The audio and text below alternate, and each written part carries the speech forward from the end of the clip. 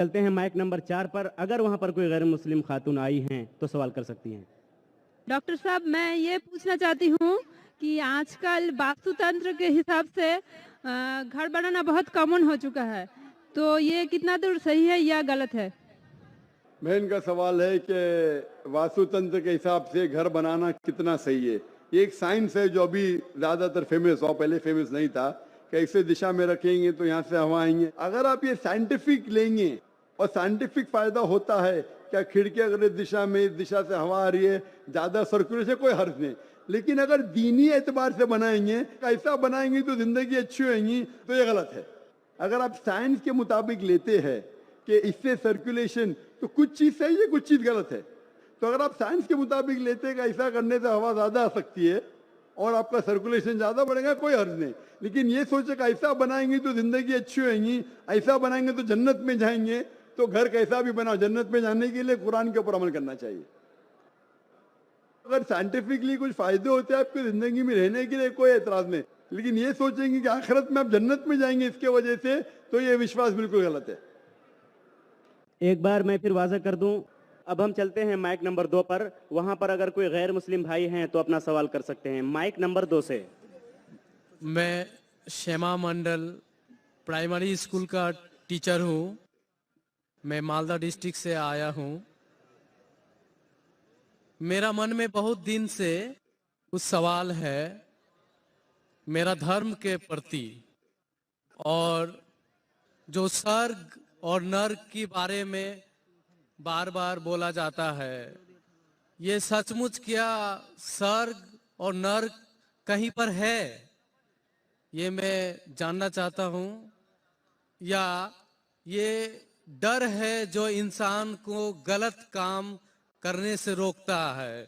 इसके बाद मूर्ति पूजा के कारण रामदेव बाबा जी बोलते हैं, श्री श्री रविशंकर भी बोलते हैं कि मूर्ति पूजा, जैसे कि जो मूर्ति है जो अपना कर्म किया है, पहले धर लीजिए कि हम लोग कृष्ण को मानते हैं, तो कृष्ण ने जितना कर्म किया है, अगर हम मूर्ति को देखते हैं तो उसको गुण जो है वो हमें याद आने लगता है। तो ये पॉजिटिव बोलते हैं कि मूर्ति को देखने से उसके अंदर में जो अच्छाई गुण था वो हम में जाग जाता है और हम वैसा ही बनना चाहते हैं, अच्छा बनना चाहते हैं। भाई साहब ने 2 सवाल पूछा है। पहले सवाल ये है कि क्या स्वर्ग और नरक असली में है या सिर्फ डर पैदा करने के लिए इंसानों के लिए है? स्वर्ग और नरक असली है, जन्नत और जहन्नम असली है, और असली चीज भी डर पैदा करती है। जरूरी नहीं कि वो बनावटी होना चाहिए, असली है।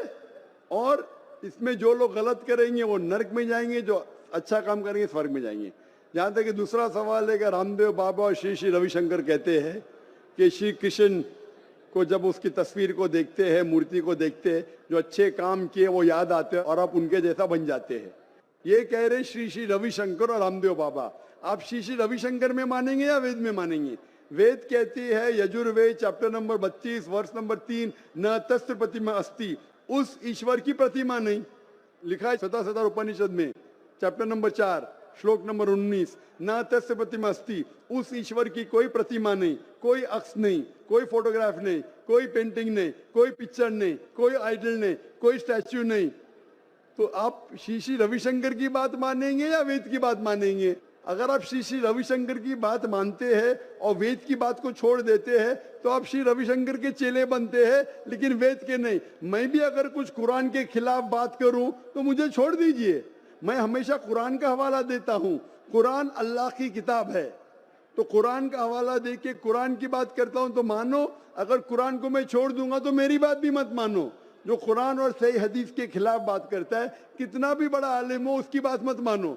उसी तरीके से मैं जो बात कर रहा हूं वेद की बात कर रहा हूं। तो अगर वेद की बात टकराती है श्री श्री रविशंकर से, रामदेव बाबा से, और मेरा डिबेट हो चुका है श्री श्री रविशंकर के साथ, मेरा डिबेट श्री श्री रविशंकर के साथ हो चुका है बेंगलोर के अंदर।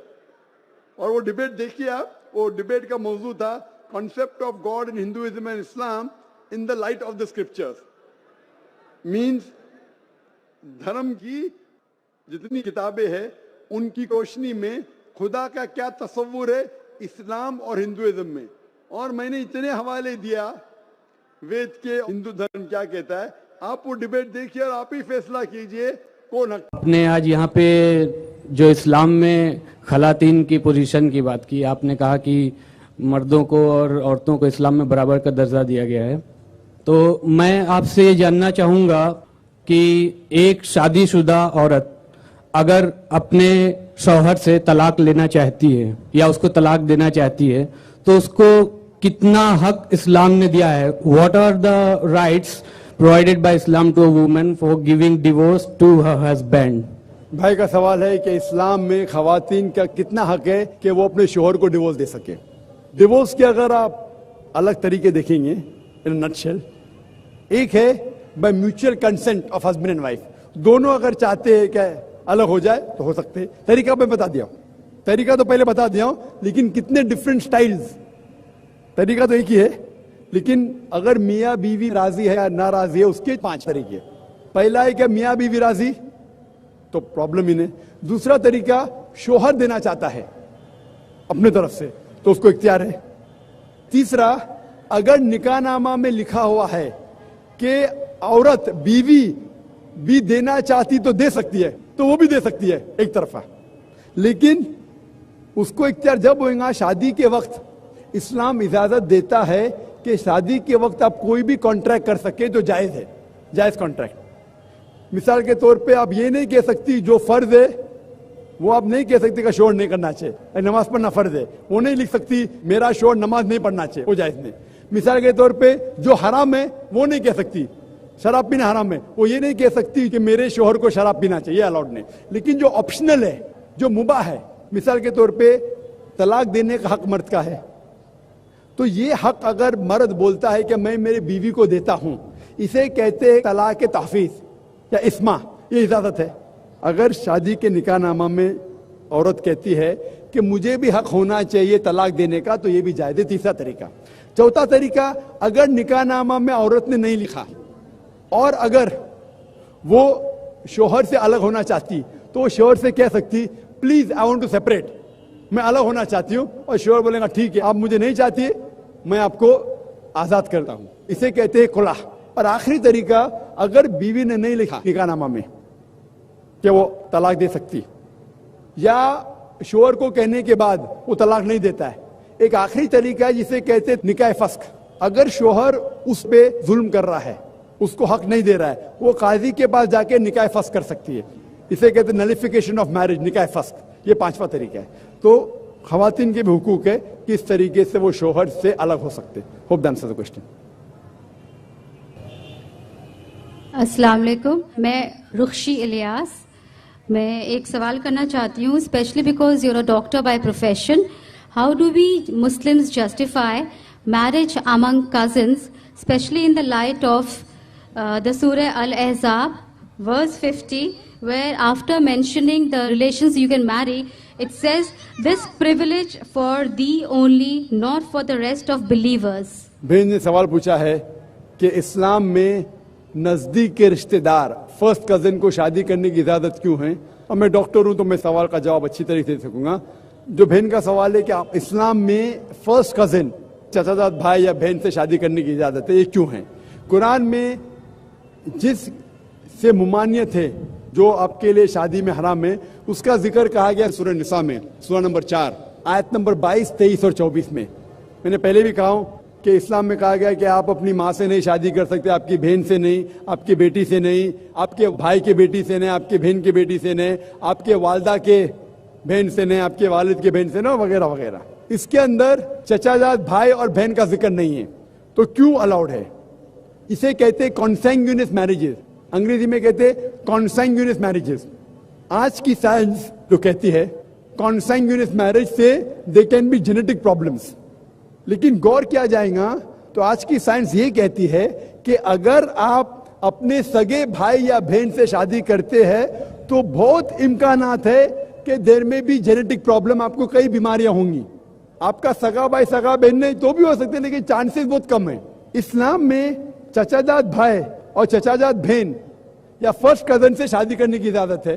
तो साइंस ये नहीं कहती कि फर्स्ट कजन से करेंगे तो प्रॉब्लम होंगे, लेकिन अगर लगातार कंटिन्यूसली जनरेशन आफ्टर जनरेशन पीढ़ी के बाद पीढ़ी करते रहेंगे तो चांसेस है कि प्रॉब्लम हो सकता है। डॉक्टर अहमद सकर अपने तकरीर में कहते हैं कि अल्लाह के रसूल ने कहा है कि जनरेशन आफ्टर जनरेशन लगातार पीढ़ी के बाद पीढ़ी अपने फर्स्ट कजिन, चचाजाद बहन या भाई में शादी मत करो, इससे बीमारी के इम्कानात है। लेकिन एक बार करने से नहीं है, डायरेक्ट सगा बहन और भाई से करेंगे तो बीमारी होंगी, आमतौर पे नहीं होंगी। Hope the answer the question.